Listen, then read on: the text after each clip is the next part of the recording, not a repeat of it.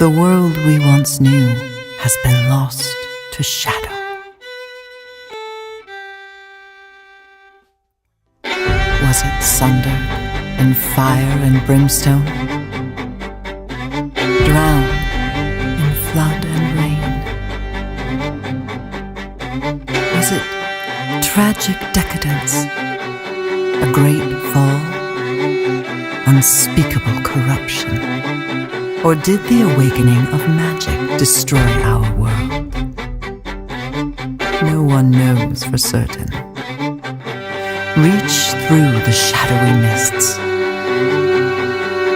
Find a fragment of land infested with shadowy corruption, yet lit enough to find your way.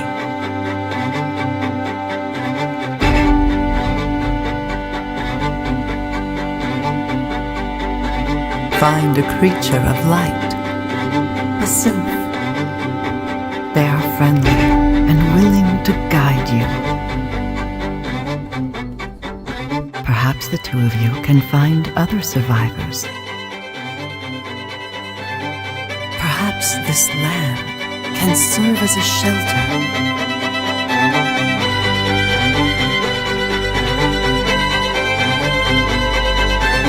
Perhaps together you can build a sort of haven.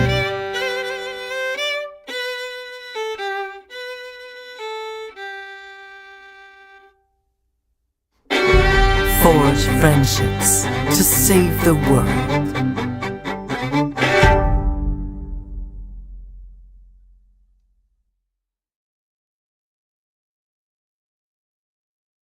Hello, hello, hello, and welcome to the weekly Unleashed Games playtest, where you join me, Irena Pereira, CEO of Unleashed Games, as we play our game Haven, a family-friendly cooperative RPG that we've been developing for now almost 2 years.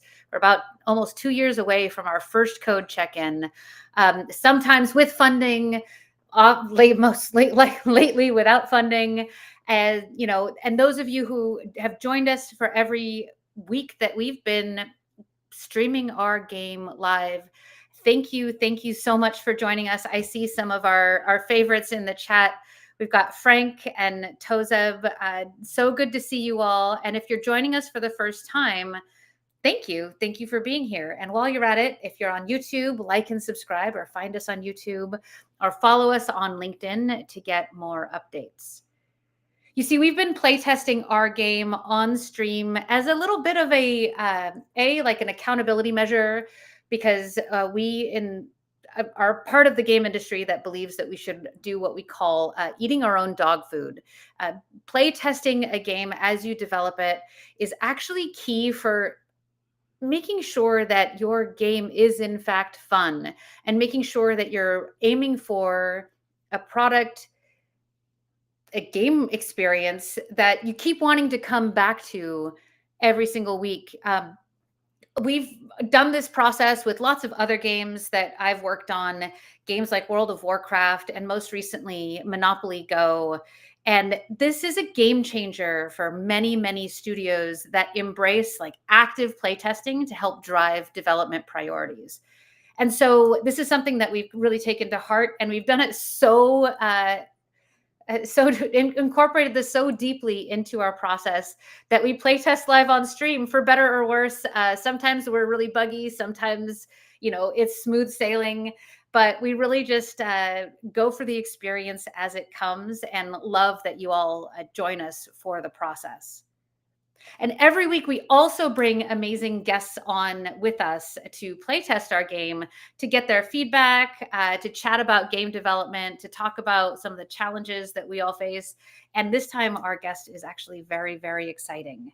I can't wait to introduce him. But first, I wanted to give a little bit of an update as to where our company is and what our, some decisions are that we've made over the last week or so, and some things that you might be able to expect from Unleashed, because we kind of do this as a little bit of a fan and also investor update. So Unleashed we went to GDC and we demoed our game, and we actually got incredible feedback at GDC. In fact, I was walking around with Haven on my phone, and when I was introduced myself, I would also say, like, well, hey, do you want to see our game? And the fact that I could whip out our game just on the fly and start playing was impressive enough on its own. But secondarily, the universal response was, oh my God, you have WoW in your pocket. And that was the vibe that we were going for. And it was amazing how positive everyone was. Their feedback was that the game was beautiful, that it was really impressive in terms of its frame rate on a tiny phone, and yet it could still feel like World of Warcraft. And there was a time while working on WoW where we were talking about not bringing WoW to mobile. I'm not sure if that would ever happen, but we were talking about bringing WoW to console, but it still stayed a primarily PC and Mac title. The idea that we could play a game like WoW from anywhere is really kind of revolutionary. But the challenge is right now, nobody's really investing in game products. And that's the true state of the venture capital community and also publishing. There's a problem where smaller products aren't getting funded because, and also larger teams aren't getting funded, and it's affecting the industry as a whole. And so we're kind of trying to figure out, how do we address this? And how do we get ourselves the capital that we need to be able to continue developing and get this game to market? Because what you're going to see today is actually just a prototype. It may look pretty, and we call that a little bit of a dog and pony show, when we make everything look as close to production as possible, but it kind of shoots us in the foot because some folks might think our game is a little bit more complete than it actually is. So what we are, though, is a prototype, and we have work that we need to do in order to scale it. Though its gameplay works, though we have our networking, we still have to get it's scalable to larger audiences, meaning more than just the 10 to 15 that we can get into our gameplay build now. So we do need development dollars. We need financial support in order to be able to get there. So the big thing to talk about today is that we are actually going to start within the next 2 weeks or so. You can hold me to that. I think I'm a little scared to say this out loud, but within the next 2 weeks, we're going to be opening up our Discord community for early fans. And those people who are on our mailing list are actually going to be the first in line to get into this Discord community. And we're going to be distributing Steam keys to y'all. That's right. I just said that out loud. Please, you're going to have to hold me to it, because it's now recorded and broadcast to the world. The hope is that we start getting folks in and start getting your feedback on what we've built with Haven, but to also find out where it breaks. Yep. And it's going to break. I promise you. But once we get those, you early folks into our Discord community, then we can also open up our Steam page for wish lists. And the more people that sign up for our Steam wish list, or sign up onto the wish list, or add Haven to their wish list, grammar, English is hard. The more people that add Haven to their wish list on Steam, the bigger we can show our audiences. Right now, we just have our tiny community of almost 1,000 people on our mailing list. But to be able to take that one step further is very, very important, to be able to show publishers and venture capital that folks actually want to play our game. And this is where we're going to need your help. This is part of a broader strategy to try to find a way with our limited resources to demonstrate that people want to play Haven. And we know you do, because you keep coming back here every week. You sign up for our mailing list, you read our emails, and you keep asking when you can play too. Because we're really excited to get this game out to market. And we really only need, in order to be able to get to friends and family, we only need a couple of months of development and engineering help to be able to make that happen. So Stay tuned. Hopefully, we'll be sending out the link to join the Discord either next Friday or the week after. Um, but again, by the end of April, I think is a safe assumption that we'll be opening the floodgates, and we cannot wait to get you in to chat with us about Haven and to get your thoughts and perspective in helping us shape the future of what we think is going to be a, an exciting and massive game. But there's another massive game out in development right now by a former teammate of mine from World of Warcraft.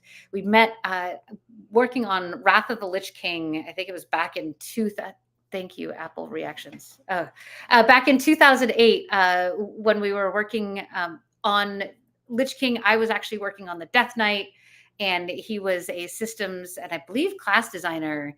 But I'd love to introduce you to the head of Fantastic Pixel Castle and creator of Project Ghost, which is going to be probably the next big mass market MMO to hit games in a very long time. Please welcome Greg Street to our show. Greg, it's so great to see you. Yeah, this is really fun. Thanks for having me. I really appreciate you joining us on what I'm sure is a busy Friday and making what is literally one of the most exciting products that I cannot wait to play. Aw. How big is your team right now? We are just about, once we have a few people that we've extended offers to, and once they've started, we'll be at about 40, maybe 43. Oh my goodness, that is so cool. How is that split like between engineering and artists and designers? We made a bet early on to overinvest in engineers, which anyone could tell you was the right way to make a game. It's just a Yeah. little risky because it means that your game's not going to look very good for a while. So we have a very stable build where we can play test the game, but it has like one creature in it because we have far more engineers than artists. This will pay off down the road, but it's a gamble for sure. But I completely support and agree with this approach because we did the same thing. We kind of overinvested in engineering with the intention of having something playable at all times. Right. Because like if you're not playing your game, you can't get an understanding. Like you want to like we did with WoW, we were playing every single day, testing everything, and we had everybody jumping into a fresh build. That was huge. Yeah, it's how you know. I mean, there's so many idioms about like the best plan never, survives first contact with the enemy. So you can have all these paper designs that sound really good, and then you implement them, and you're like, oh, I didn't think about this problem. Now I'm gonna have to go redesign everything, and that can be really expensive if you've invested a lot of tech or something in a particular solution that you have to change. And I think playtesting is the only way to avoid that because then you see it's like, oh, we had this movement scheme we're all excited about, but it feels very sluggish in game. Or we had a combat design we were really excited about, but it's way too complicated once you kind of play with it. It's really hard to predict that until you're like sitting at a keyboard. Oh my gosh, we had the same thing.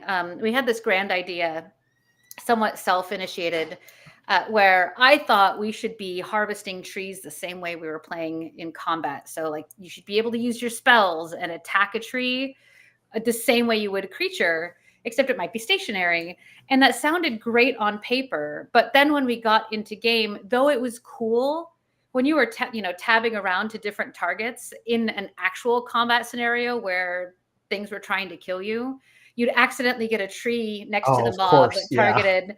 Then it just completely killed, it killed all of us when we were playing.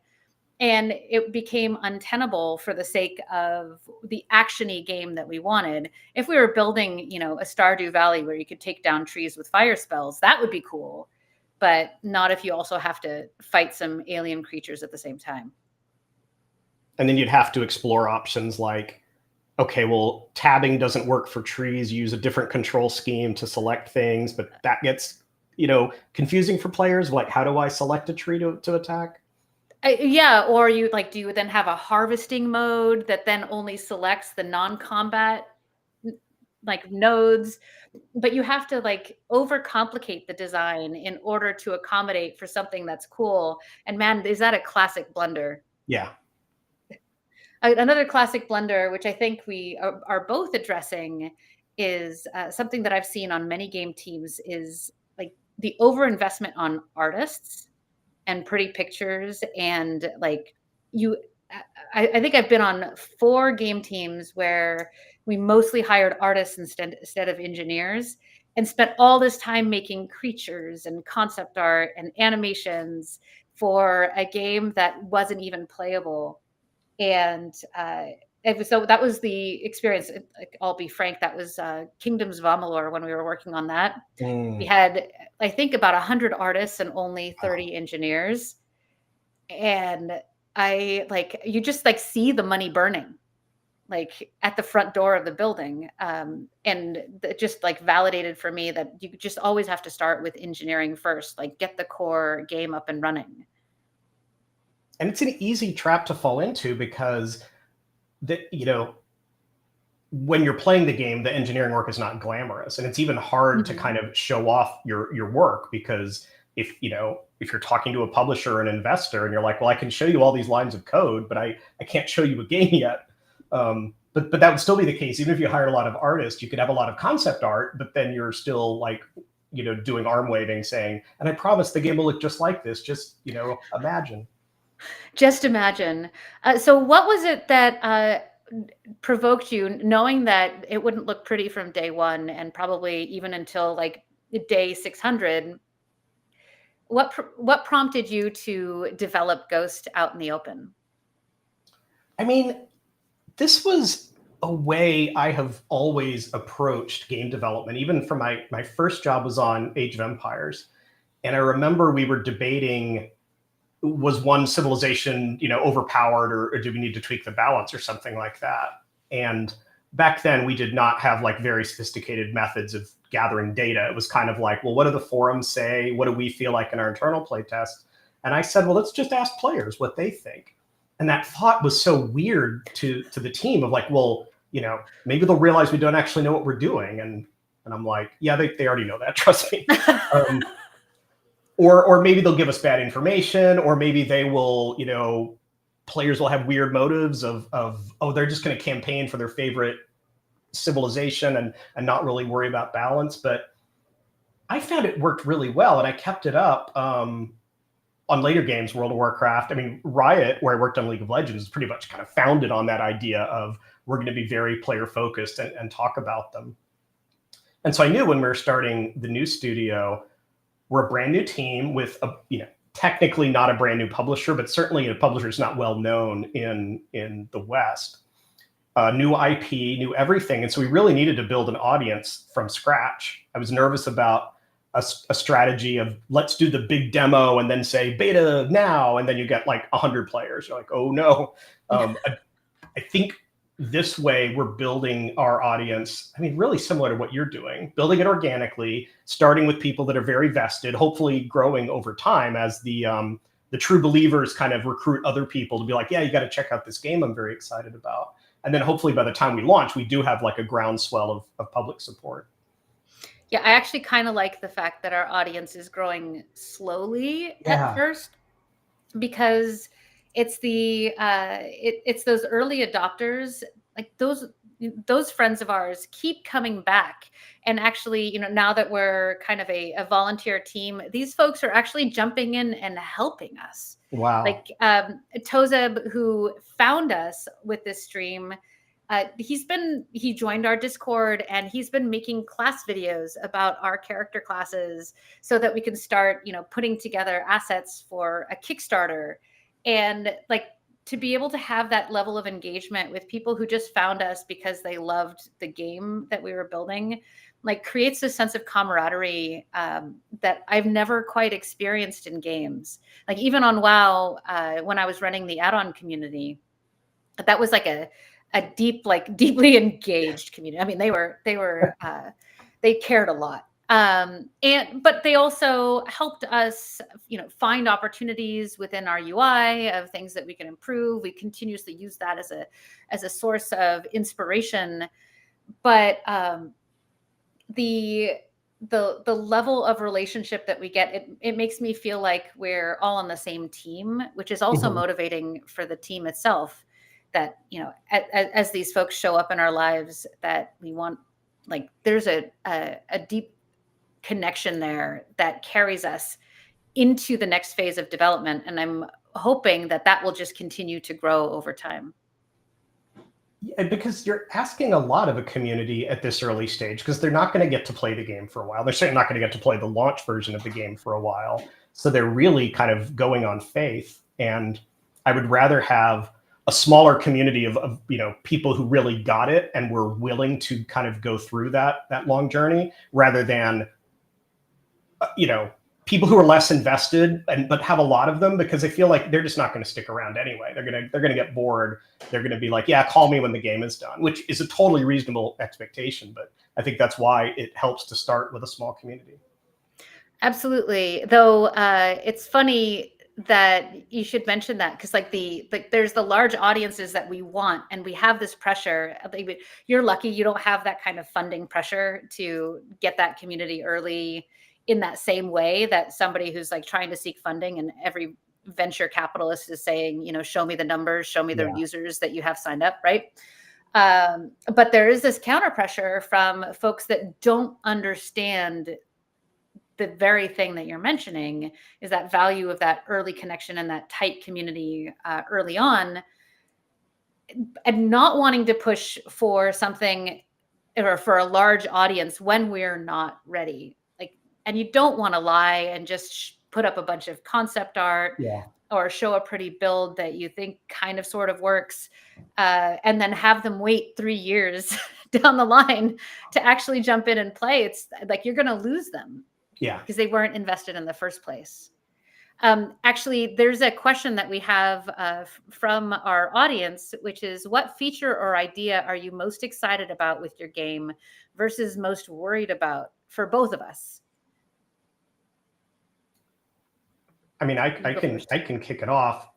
Our game is kind of founded on this idea that, I mean, we're making an MMO, if you're familiar with our studio, and the big problem with MMOs is that they require so much content, and developers can't make it faster than players can consume it. You know, it might take you a month to make an awesome new zone that players finish in a week. So what MMOs typically do is just say, well, can you do the content over and over and over again, which then gets exhausting for players. So our big innovation is that we are trying to randomly generate a lot of these zones, which is not that revolutionary. Like Civilization has random maps, Minecraft has random maps, but what we're trying to do is really make them feel handmade. So we want to have objectives and stories and narrative and opposing factions and all of that on every one of our maps. So sometimes games that use a lot of procedural generation can kind of feel soulless. And so our attempt is to make it not feel like that. And so it's the most exciting feature, but it's also the scariest feature, because if it doesn't work, then, you know, we kind of don't have a game. So that, and again, that's why we invested in engineers early on, because we couldn't prove that this concept worked. You know, it kind of wasn't worth it detailing out all the classes and races that are fun to make. Yeah, there is that. I mean, maybe that's the feature that scares me the most. To piggyback on that, is that as we start adding races and classes to our game, that like art demand is exponential. Yeah. That's what I'm the most afraid of. And I've been wanting to find a way to leverage, you know, if we're going to use AI in places, that's, I think, a very quick way to solve that problem. I hope when we get there. So I think I covered that portion of the question. But the one that I'm most excited about is similarly, I think we have a similar structure and an approach to MMO content. There's been always this ask or an expectation of like contiguous terrain that connects portions of the world together in MMOs. And how do you deliver an MMO style experience without that? That's kind of the question that we wanted to answer. And, you know, how do you get something that is procedurally generated, but still has that bespoke feel and has a sense that a human being was in there kind of crafting the story, but it's still a unique experience every time so that you're not experiencing the same content. I think of League and the fact that League has survived on a single map or, for so long. But there's so many things to be learned from games like League, where a single map did drive the massive growth of one of the most popular game products of all time. And it didn't need a lot of complication because it became about the class dynamics and, the individual matches. And it became almost like a fantasy basketball court, right? It's so cool. So that's a great question. And we've got some feedback from Mythica. Oh my goodness, Greg, I'm going to have to introduce you to these folks. Mythica is actually one of our partners, a procedural generation for the win. They've actually taken procedural gen into actual asset creation. So cool. You can model out an asset and then have procedural infinite variations of that same exact asset with their tool. It's pretty amazing, but we actually have a zone in our game that leverages assets that they built for us with their little API. Here's another question we have. As a small studio, where do you feel like AI tools fit in best? And where would you refuse to use them? And do you have any tools that you use now? Greg, you have at it. We don't like using AI for very creative aspects of the game, which is funny because the internet right now is full of people saying like, well, AI can replace all your artists or writers. But I mean, what generative AI does is just has a very large database of stuff it scraped off the internet and then tries to find something. So by definition, it's not really able to make anything new. And so if we used AI to design, say, our creatures or our landscapes, we're going to get something that probably came out of another game or another work of fiction. So we don't like using it there. Where we do like using it is for really routine tasks. They're, kind of annoying or tedious for a human. Stuff like automated testing is great. Armor fitting is, we spent a lot of time in World of Warcraft dealing with that because we had all these different races of different shapes. Yes. And we'd make one set of armor and everything from a gnome to a tauren is supposed to be able to put on this armor. And I believe even the WoW team is using AI now to kind of make sure the armor fits and doesn't clip too badly.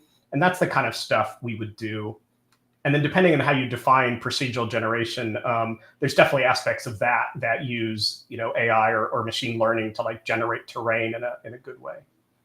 Yeah, I actually, early on when we were talking about AI, we'd made the decision to just call procedural generation AI because it's logic-based reasoning to piece things together based on conditions that you set.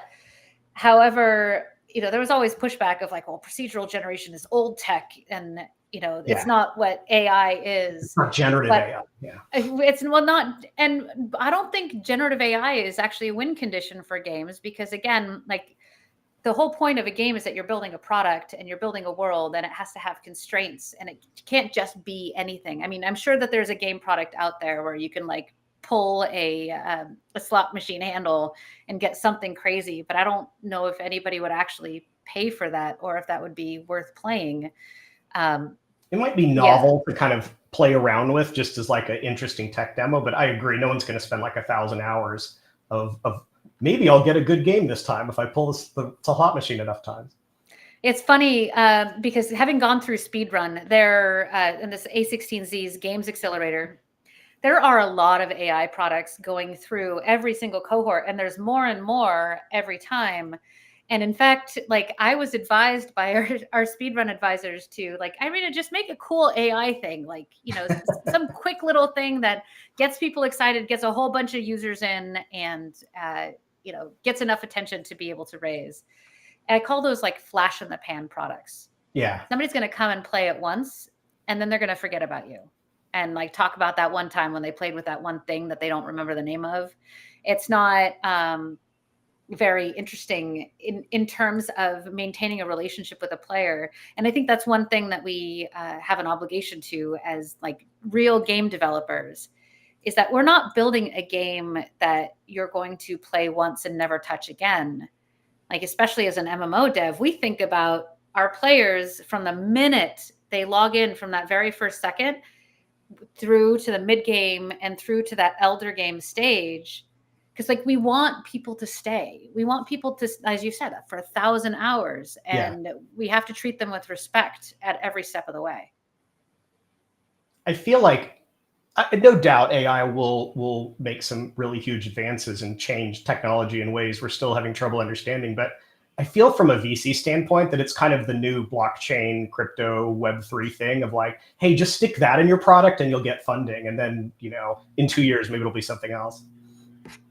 Yeah. Mythica also mentions that things like building out LODs and UV unwrapping and performance optimizations are great use cases for AI as well. I would argue the things that nobody actually wants to do, like, right, like I don't want AI to paint paintings. Like, I want to paint paintings. That's fun. I want AI to like dig ditches and do the stuff that's kind of tedious or boring or very error prone for humans to do. Yeah, the armor fitting is a great use case, and I've used that in conversations a few times, like with the WoW example, because when you have 12 races and you're building a suit of armor, not only do you have to figure out how those objects, like where the breakpoint is for the bracers versus the gloves versus the shoulders versus the helmet. And some of those are easier than others, but then having it fit one race versus like from a gnome to a Tauren, or to a Draenei, like it's a completely different world, especially the more spikes and horns and tentacles that you have. Like, there's a lot to accommodate for. One other question before we get in and actually play games, because that's what we're here for. What are 3 or more games that you guys look to for inspiration while making Project Ghost in Haven? Yeah, that one's pretty easy for me to answer because we talk about it all the time. The most obvious is World of Warcraft. We still think that is the best MMO out there. We're not trying to make a WoW killer, but we're inspired a lot by smart things that WoW has done. And honestly, a lot of my team either came from Blizzard or were big fans of their game. So we use that a lot as our as side-ins for things like, hey, well, World of Warcraft has pretty good dungeons. Let's not reinvent the wheel there. Let's just kind of use that as the status quo. Another game we look at a lot is Breath of the Wild, because we think it has best-in-class exploration. Often in that game, you look on the horizon and you see something interesting. And if you go there, you're typically rewarded for it. Or if you climb up a mountain, there's usually something, a reward, a treasure chest, something up on the top there. And so we use that as our North Star of like, how do we know when we have really good exploration on our maps? If people feel like they see something cool and they go there and they're glad they did. And then the third game, which may seem surprising, is Elden Ring, which does a really good job of environmental storytelling, where they don't have a lot of narrative up front, but as you explore the world, you kind of learn things about what happened, and it's very intimidating as a player to jump into a new fantasy world that you're not familiar with. And a lot of games either give you like 10 minutes of cinematics up front to try to teach you about the world, or they throw you in and then you're kind of drowning because you don't understand, well, what's this concept and what's this concept? And so in our game, in Ghost, we start with the assumption that like, hey, neither the player or the character really understands what happened to the history of the world. And part of the journey is uncovering that. That is awesome. And I call that like the J.J. Abrams approach, right? You have like a little mystery box. Yeah. When you log in for the first time, and part of the fun is discovering the actual story behind, you logging into this world. Exactly. Super, super cool answers. And quick procedural questions. What engine are you developing in? We're in Unreal. We're using Unreal for the client. Unreal is not great at client server games, so we're building our own server infrastructure behind the scenes, but the client is all Unreal. Okay, so then that goes to the next question. This is my question. Tab targeting or action-based aim-driven combat?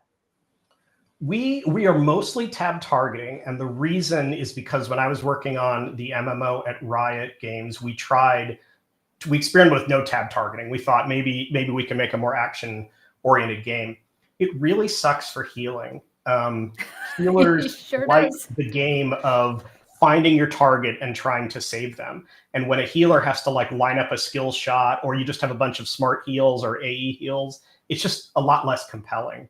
So what we're playing with right now is you can definitely tab target, but we try to be a lot smarter about auto targeting. So if you're a melee class and you run in and swing a sword, it'll assume that you want that as your target and kind of pick that as your target. And if you run it over somewhere else, it might pick, a different target. And again, you can override that with the tab targeting. And so far it feels okay. It's going to take a lot of iteration to be really intuitive, but that's our direction. Yeah, no, we kind of came to the same conclusion. And I, however much pushback we might get from the action gamers, I think tab targeting is one of the key pieces that made World of Warcraft so accessible to people who weren't career gamers. Yeah. It just depends on what kind of game you want. If you want to make an action game and you're modeling it more after God of War or something like that, then yeah, you don't need the targeting. But I think in a game where you want to like, hey, is that the princess? Let me select the princess and see if the princess's name pops up. Like the tab targeting just works really well for that. It sure does. It sure does. Well, speaking of tab targeting, you wanna go play some video games? Yeah, that's why we're here. All right, let's do this. Go ahead and we've got your screen shared. We're going to jump in. Yeah, Ghost Crawler in the house. Legendary. All right. So again, fair warning, this is a prototype, but it's just a pretty prototype. The standard play. Create at this point. No, you can actually create and then select your class. There's no races because why have races when in a prototype? I know you're going to say choose whatever I want, but any tips here? Well, I mean, what do you typically play? What's your class? Healer. I mean, I always play a healer. But... Oh, then play a healer. Okay. I'm typically a mage, so okay. I'm happy to get to play my paper cannon as one does. What did you play in WoW? Usually I bopped back and forth between Resto Druid and Holy or Discipline Priest for the most part, but it's almost always a healer. People assumed that I played a Frost Mage, but that was our boss who tended to play Frost Mage. I was a Fire Mage. I was a Boom Cannon. All right. Have at it.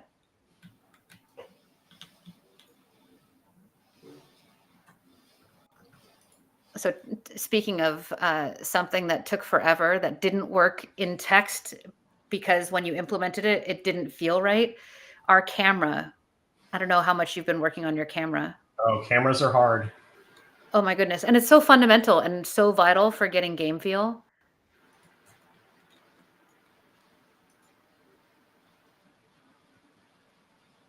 Oh, but he's found the rocks. This is important.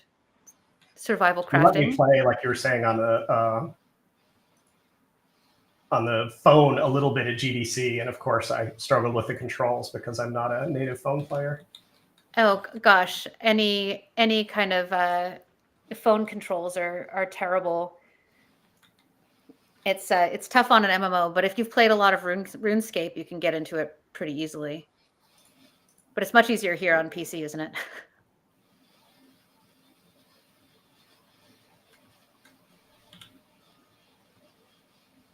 All right, so your inventory should be where you would expect. And I think you could just right-click to swap it out if you want to. I'm just making sure I'm not going to like make my... Oh, but now you're walking around with an axe. Yeah, but I wasn't sure if I would have trouble casting my spells. Oh, that would be a far more complex spell system. This is something we think a lot about in our game is, can you chop down any tree? Like, is the player expectation once you say, hey, there's trees to chop down, like they start running to like, well, can I chop down this bush? Can I chop down this tree? Yeah, and fair warning, I may turn into a robot if I'm playing and talking at the same time, because Restream has been acting weird with my audio. I'll let you know if I hear it. Okay. But yeah, with the expectation to be able to play or hack down anything, that's another tough one, because we could make everything an interactable object, but then that's dangerous. You could actually clear out everything. Yeah, and it can lead to things you don't necessarily want players to do. Like, I'm going to clear out the whole forest that you're kind of using as a wall to direct me to a certain area. Mm-hmm. Uh-oh, you've got aggro.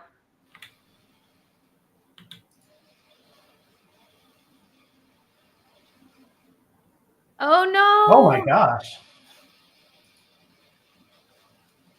All right, but good thing you respawn real quick. Oh, you have a friend. I'm trying to remember, one of these was there's a damage spell. Oh, it's dead. All right, the red circle around it made me think it was still alive. Oh, well, that's a good tip. Hi.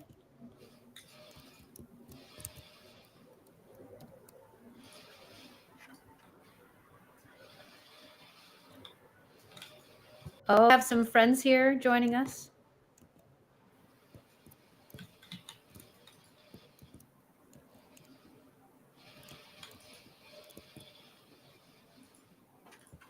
Tree animations are tricky because you can get very nuts with the physics simulation of how does it fall, and Valheim style, does it roll down the hill? And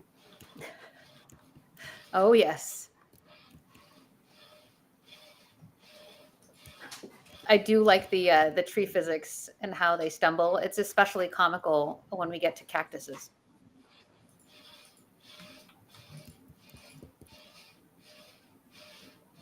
Do you have full crafting planned for Ghost? Yeah, we have an interesting design where you're not making a lot of buildings, but you are making, because we didn't want to go too far in the survival space, because the zones you're on are more intended to be temporary. They're more session based. So you can build things like bridges to get across ravines, or you could build towers to help defend, but you're not like building a forge or something like that. Those are the kind of things you'd do in town.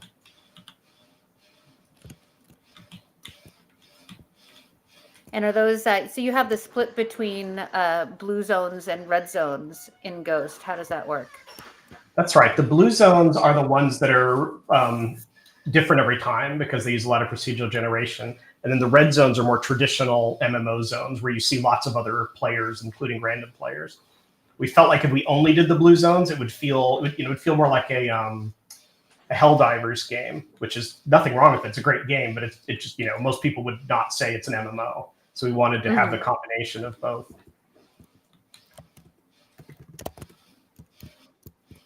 It looks like our friends already did some of the core building for us, which is very kind of them.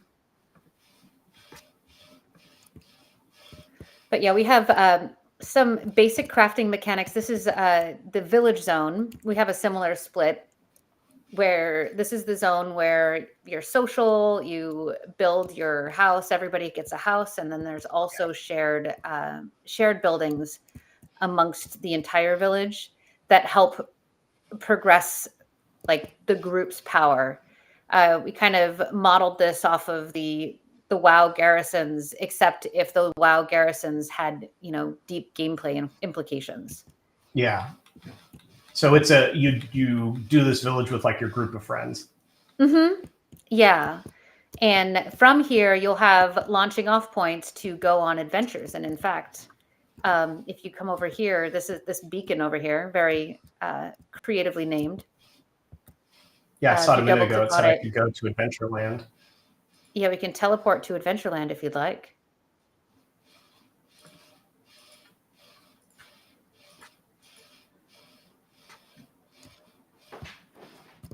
Who named it Adventureland? Oh my goodness. Some brave adventurer come here and say, there's a lot of adventures here.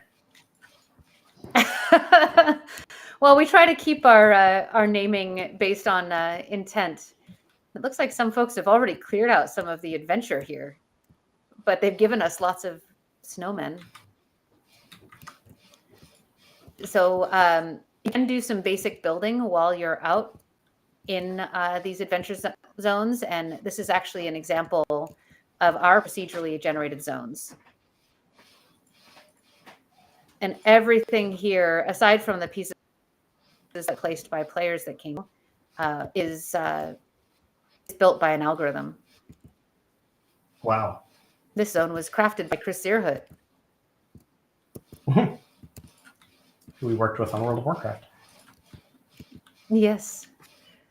One of my favorite game designers, and also fellow board game players. All right, so I see you're heading off into the woods, into the danger zone. Oh, nice, nice.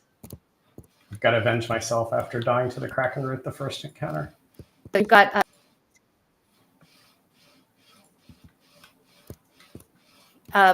our game relies pretty heavily on buffs between players. Okay. Which is going Makes to be sense for a sort of challenge. Yeah. Buffs are, I feel, are one of the most powerful tools for creating bonds between players because it's such a lightweight way to do something nice for somebody else. And we have a friend, we have Glendon hanging out. Come on, friend. Come with us.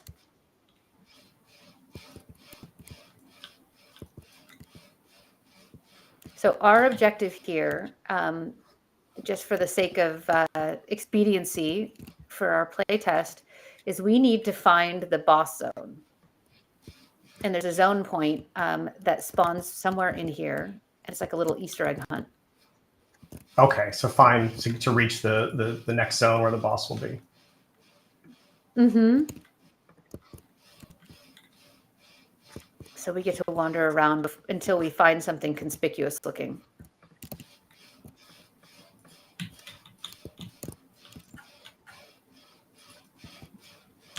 But fight our way. And we intend to take this a little bit, but the intention is to have these algorithmically generated zones, but then have little, like our tech allows us to create like handmade vignettes that then can be randomly scattered, if that makes sense. Yeah, I mean, that's exactly what we're doing too, like to help with the handmade feel. It's like it's hard to just rely on the random generation to make like an interesting vignette, but you can script it and then just have it show up randomly, and then that feels more handmade to players. Absolutely. It's funny how many games have kind of hit on that same idea as being a good one. It's validation, right? That we're thinking along the same lines. You wouldn't believe it. A lot of the inspiration for how we architected Haven actually comes from Monopoly Go, of all things. Oh wow! Mostly because of the separation of content, that you can still get a sense of space and complexity of a world, even with disjointed zones that you teleport in and out of. But it's just a matter of how you creatively architect it. Okay, we got that one. Now I'm going to die to this wolf. Are you by yourself? Don't go at it alone. But you're a healer. You're probably fine. This wolf's hitting hard. Yes, they do. You can't run away from me. But yeah, same thing about, coming at this from the perspective of like not doing too big of a lift when it comes to art. Like most of our game is quite frankly, like purchased and asset store driven. Oh yeah, that was our first build. It was 100%, it was Unreal Man with a bunch of like elementals and goblins and stuff we just bought off the Unreal Marketplace. Yep. Which is And it's so because you don't powerful. need to make gray boxes anymore. It used to be when you'd make a game, everything was a gray box, but now you can get assets right away. Yep. It's so nice. And you can, I wish you could dodge that debuff. Oh goodness. Did you just one-shot that Kraken root? I think I two-shot it, but Okay. That's still, for a healer, that's pretty good. yeah, that flare is pretty good. It has a long cooldown, but it's a good opener. Oh, we have Tanko Frank. All right. We have a tank. We have a mage. We have a healer. We can do this. We just have to find the boss zone now. Oh, good. And I can click on the party frames to heal them too. Mm-hmm. Yeah, that was another choice that we made, was basically auto grouping. Just since we don't have PvP, every other player is always a friendly. Oh, yeah.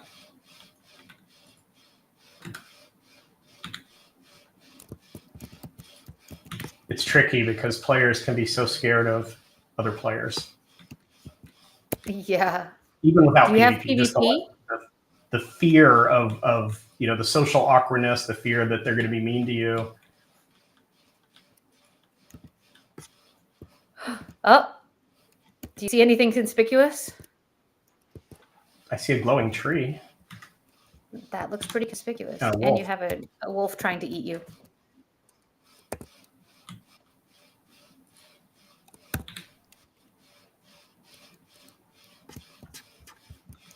Yeah, the things that really helped our game feel like it was a real thing were our investment in our own character models. That was a huge thing. But, again, limiting ourselves to just one race so that we had simplicity. And also animations. Because you can't, there's not a very good animation pool. Kraken root is saying out of range. Yeah, I think this one's bugged out. Oh, is it now? It's moving, but I still don't think I can attack it. No, it's out of range for me too. But Frank's got it. All right, cool. Frank's. Okay, so this is the beacon. How do we activate it?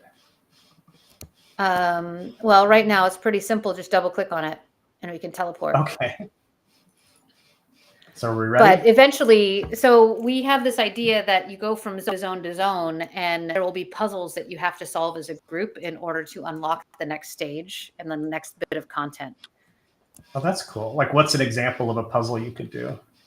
Oh, we haven't actually, we're implementing a new quest for this village zone. And we have the start of it where you have to collect up all the crystals in the zone in order, and everybody do it, and then craft that giant beacon in order to be able to get to the first adventure zone. Things like that are like unlock procedures. We are the players involved. I'm making sure everyone has my buff on them. Yes. Mythic Sam gets his mage buff. And all the buffs, if you get every single buff from every class, it pretty much doubles the power of your character. Yeah, I mean, this shield is 50% damage, reduced damage. That's a lot. For glory.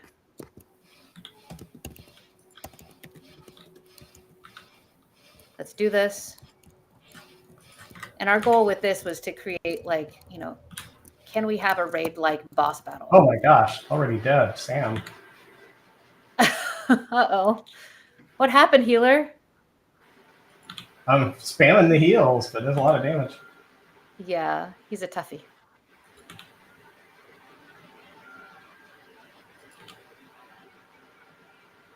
We got this, we got this.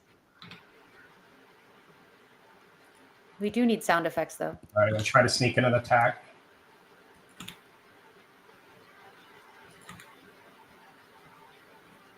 %.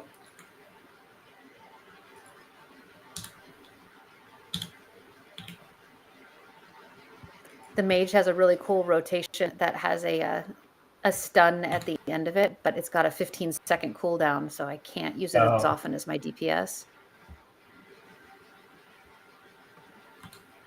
I have a mana potion. Oh, I do too. I'm going to use mine. Smart. Oh, he's running. He's running. He's running. I stunned him. Burn him down. Burn him down. Yeah. Done. We have defeated Cobblemot, the werewolf shadow lord. Oh, treasure. A ruby gem. Not super exciting. That's another thing about you like did treasure. I thought for sure I'd run up there'd be nothing on it. Oh, he's got something. But there's all sorts of fun stuff. Like I really want to get in here a phase of the battle where he just calls down all of these ads on top of the players. It would be really brutal and mean. Yeah. But that's what designing boss battles is for, is how do you abuse players. Yay! So we did it. We did it. We killed the boss. Now we can take our loot back home and go craft things. World first. Yeah, world first. Done it. Yeah. Oh, but you found things to collect too. I don't know. What did you think?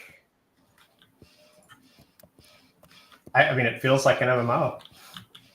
That's good. That's a good. It's got combat. It's got inventory. It's got social. Oh, Tanko Frank says, I guess we sent him back to the doghouse. Womp womp. All right, so this is a quick teleport back home.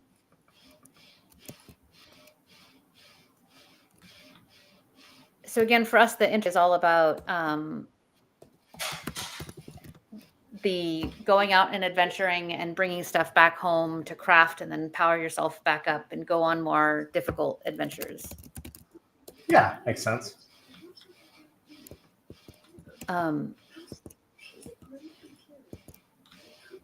And now you're back home. So that's pretty much the bulk of the experience, from the end to end of logging in. And for our demo, we wanted to build like the complete experience of what it's like to go from the start all the way through killing your first boss. But if you want to see a demo of what another zone can feel like with our system, you want to see? Follow me. Yeah. Okay. We have a little cheat sheet area back here, hidden behind these non-conspicuous dead trees.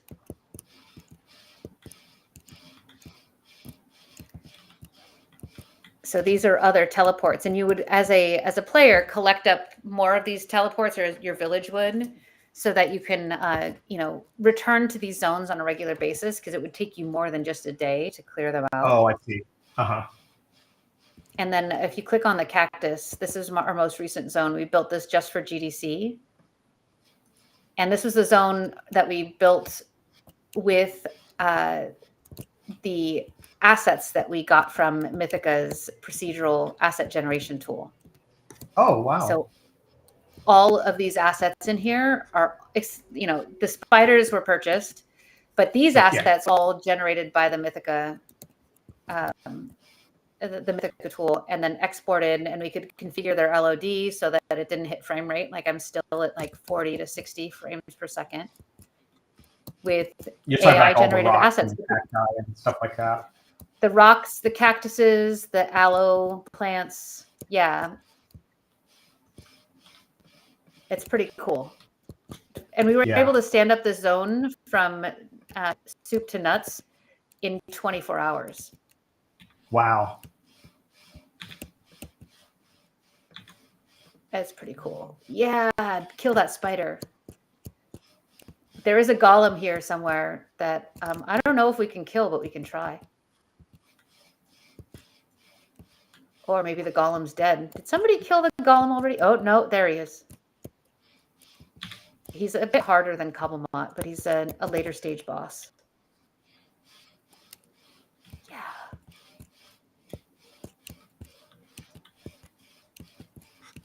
these spiders for store-bought assets are pretty good.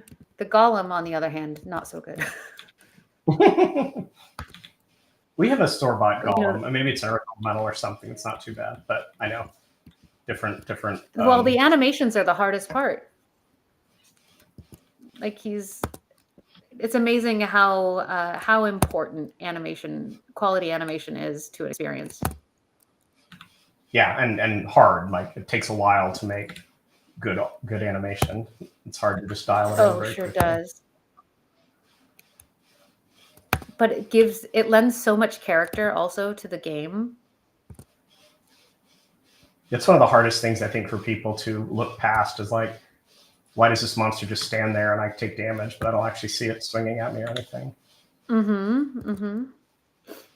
Thank you for keeping us alive. As you can see, he's got more hit points. Oh, I see his nameplate is in his waist too. That's a bug I should fix.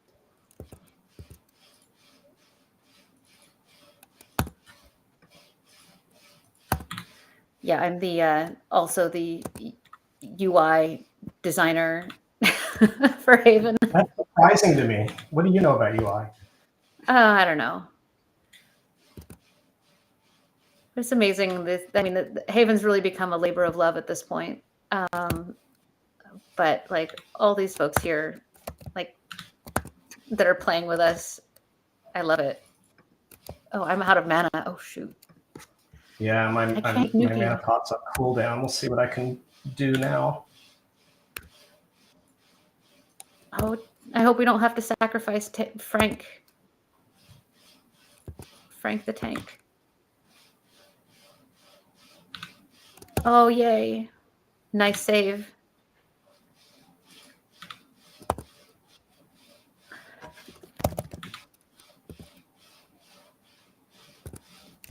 Oh, he's running. Oh, he's running away. I'm like, I'm almost out of mana, but it doesn't matter. We got this. We got him stuck in the wall. And I'm out of mana. Of course I am. Oh, he's fighting again. I'll hit him with my tiny stick. Hey. Yeah, he's dead! We just killed 2 bosses on stream. That's pretty epic. And our one sound effect, the cheer. Yay! Oh, that's how the golem crumbles. Awesome. Y'all are awesome.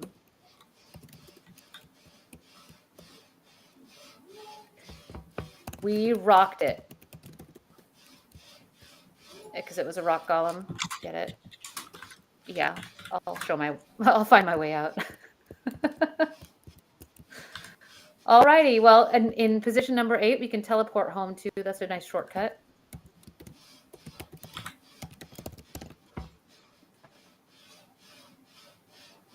All right, if this were your game, what would you work on next? What would I work on next? Probably leveling, if you don't have that in, and gear, so that you have a sense of progression from killing all these creatures. Like I got an axe, but getting a few more items would be fun. Yeah, most of our items are currently only acquired through crafting. Oh, okay. So there are more items. We just don't have access to them because we haven't crafted much.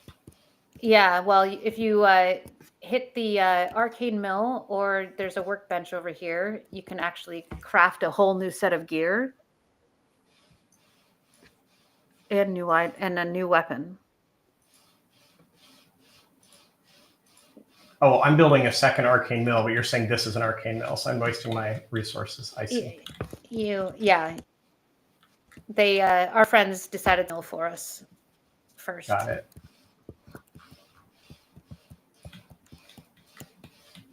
So crafting and leveling, and there is leveling, but the you can't really see the XP bar very well. Again, I got to talk to that UI designer.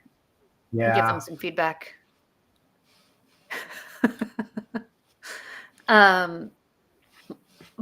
But yeah, so crafting, leveling. I think you can, like, we have enough content to get up to like level 10 Oh, or wow. so. Okay. That's one I thought. Let me see. If you hit the button at the bottom with the helm, it'll show you our very meager character info sheet. Oh, I am level 5. Okay. But clearly not indicated in the UI anywhere. Right up that Jira ticket. Wait, are you guys using Jira? We are, yeah. I'm so sorry for your loss, but also, like, there's not much of an alternative. Yeah, I don't have to use it a lot because I don't do a lot of implementation myself because game development is kind of beyond my meager abilities, but I'm currently designing a lot of the creatures, so I use it mostly for that, to kind of put in what abilities they should have and that sort of thing. Because as you can imagine, our tools are very primitive at this stage. You have to like build everything in Unreal, which is tedious. Oh gosh, yeah. Are you going to build up like an external tool set for item management? And Oh, we have to. I mean, there's so much content that needs to go in the game. We need to be able to like hire a very junior designer and have them be able to spawn creatures and create equipment and stuff like that. So we need all good tools. We're just, not there yet. Yep. That comes with time. Like half of the work is building the tools on the back end that allow content creation to happen. Yeah. I had to explain to the team, like the people that haven't worked on an MMO before, that the guts of the game is just a giant database with, where everything is stored from abilities to monsters to items. And, you have to build the database architecture. Like that doesn't come for free. You don't get that with the engine. And so we've been focusing a lot on that. No, that's really smart. Again, setting yourself up for, faster content delivery, as you're getting the basic systems online is, I think, more important than making things look pretty, right? Yeah, we've been really focused on. I mean, we want to work fast because one of the aspects I got so frustrated at both Blizzard and Riot was how long it took to make new games, like 7 or 8 years. So we've been trying to think about, well, what's the next step? What's the next step? Let's just not stay and iterate forever at this current build. Like, what do we need to move forward? If we're eventually going to have 1,000 items in the game, how do we get to a point where we can add 1,000 items? So I'm no longer sharing your screen, but I'm sharing your beautiful face. I got to know now that we're eye to eye, mano a mano. Give me your summary experience. What did you think? And be honest. It was more of a game experience than I was expecting. I had, when I'd held the phone a little bit at GDC, I was able to like pick up some items and chop down a tree or something like that, but I never got into combat. So having the whole town and then having the the different lands you can go to was surprising. I didn't know you'd have that much stuff in. That's awesome. And like you said it felt like an MMO. Yeah, it had combat, it had enemies, it had the social aspect that there were 3 or 4 of us running around and we needed to work together. Like there was clearly no one was going to take the boss down alone. And we kind of had to coordinate a little bit. That part all felt like an MMO. And when I found a mana potion, I knew what it was for and how to use it, and it worked the way I would expect it to.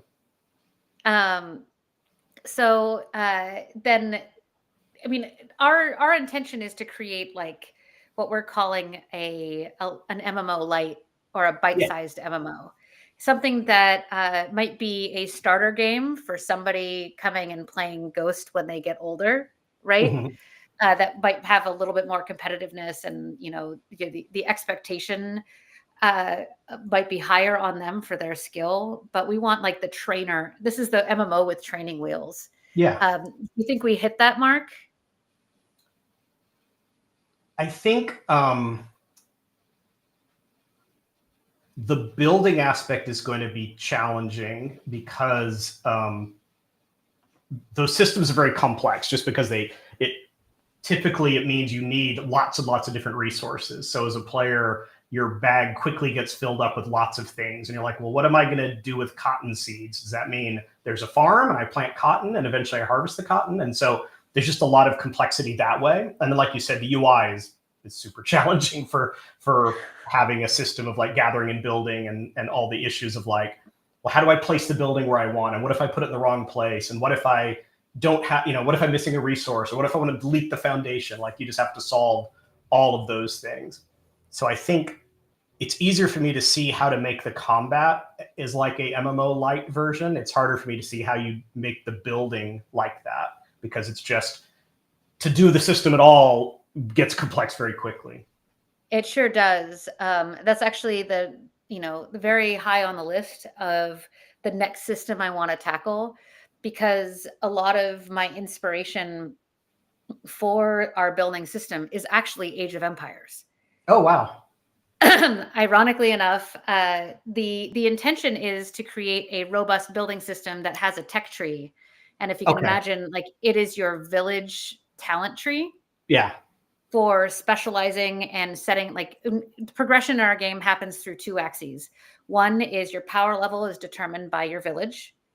And then also access to, greater functionality, deeper feature sets within the game. And then your player customization comes from your player progression. Sure. So that way, one of the important things for me in what we've built with Haven is a game where somebody who doesn't play every day can still jump in and join you and still be able to participate in a boss fight, just like we did, regardless of whether or not they're, investing every single day, crafting and gearing up, that they still get a group benefit from being a member of the village. The player persona that I use for that is the busy mom. Mom wants to come in and do the boss battle on Thursday night game night, but she doesn't have all the time in the world to, go and potion craft all week. Level up gear and make the flask and all of that or stuff. Or do the grinding, right? So how do we, and we actually modeled this out in Valheim when we were first doing our early design work with Chris. Like, we had our entire team playing every Wednesday night on a raid night in Valheim. And we tried to construct what a village would look like in Haven to like provide that sort of gameplay. And it turns out that, if we had great gear organization, like you were just saying, like having chests to be able to section off gear and being able to like label them, people who are a little OCD could spend a lot of time and a lot of gameplay hours, like just noodling with what the village looks like. So having that level of complexity is actually ideal, because it always puts somebody who cares is always online for when you log in. So here's something, I mean, you've clearly thought about this a lot more than I have in the hour I've been playing the game, but the RTS model for resources tends to be, there aren't many resources. Like StarCraft has 2 and Age of Empires has 4.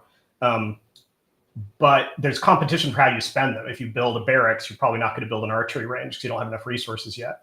And then they lure you out of the town just by scarcity. Like, eventually you eat up the gold mine, you have to go somewhere else.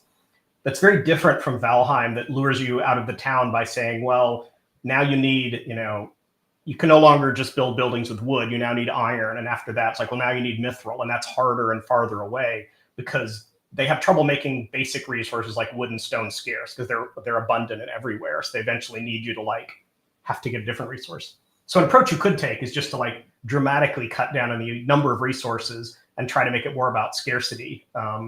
You've used up all the available wood in the area, and you've been able to make your 3 buildings. So if you want to make the village any better, you're going to have to like go out farther and find more resources and bring them back. That might let you cut down on the number of resources you have, at least early on. But again, take that with a grain of salt, because I'm sure you've been thinking about it a lot more depth than I have. No, that's actually a great point. And it also solves the earlier problem that you pointed out, which is the sheer number of variety of objects that you need to be able to create interesting, like, crafting resources. Like, if there were, maybe all armor has to be made with cotton. And it's just always cotton, and you just have to find cotton, and it'll be cotton at level 50 as it would be at level 5. Or at least to level 10 or 20. And then you could gradually expose them to new resources, but they wouldn't have a lot early on. Just to keep it simple, and then it helps with your inventory stacking too, and keeping Yeah. it organized. Yeah. We'll have to bring you into the building design meeting. I love it. I love it. Thanks so much for joining us and for playing our little game. I really appreciate it, and I cannot wait for a chance to come and play Ghost. When can I play?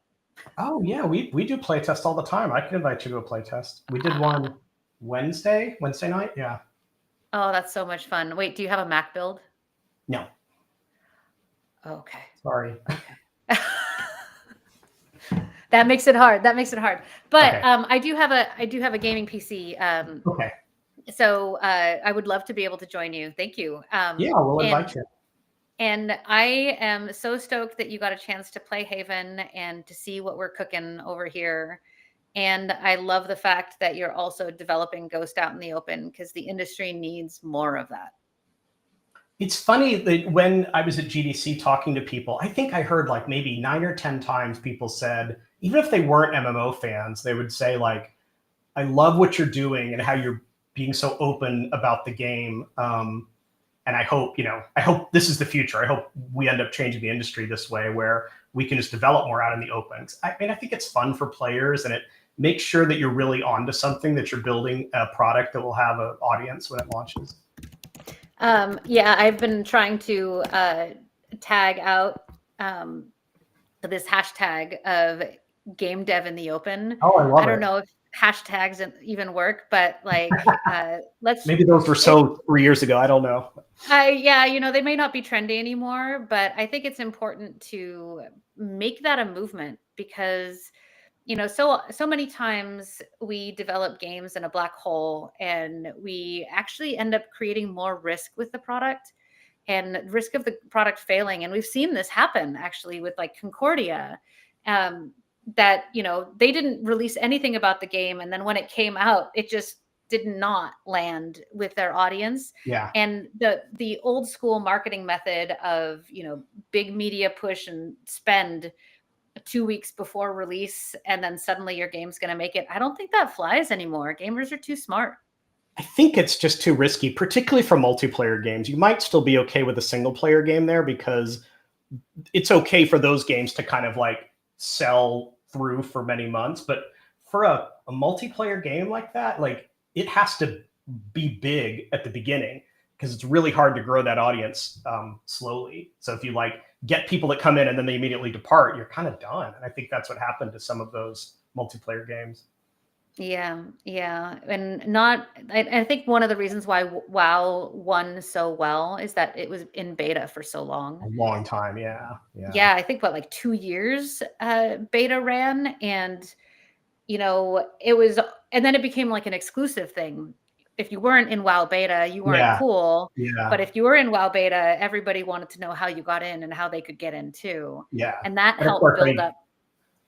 Blizzard just has, or I don't know anymore, I assume they still do, had such a great culture of playtesting, where we would playtest the game a lot, even internally, before it went out. So we had an idea of, was the Death Knight fun, before players even got their hands on it. Absolutely. And we'll end on that note of play your games, friends. Like, if you're developing games, and I know some folks in our chat are actively developing games, please play them, stream them, get them out in front of audiences. Let's normalize developing games, even when they're not done. Show people you're ugly, because when your game is pretty, they can look back on where you came from and be even more impressed with the progress that you've made. And thanks so much, Greg, for joining us at our weekly playtest. It was so wonderful having you. And we'll catch you all next week, and have a great weekend. Happy Easter all. And we'll see you in Haven. Bye. There we go. Hit that button and buy a t-shirt with a dragon on it, and that will help us keep making some awesome games. Looks like this. I've already seen a Unleashed t-shirt out in the wild that I wasn't wearing, and I'm super excited about seeing more of them. So yeah, buy a t-shirt.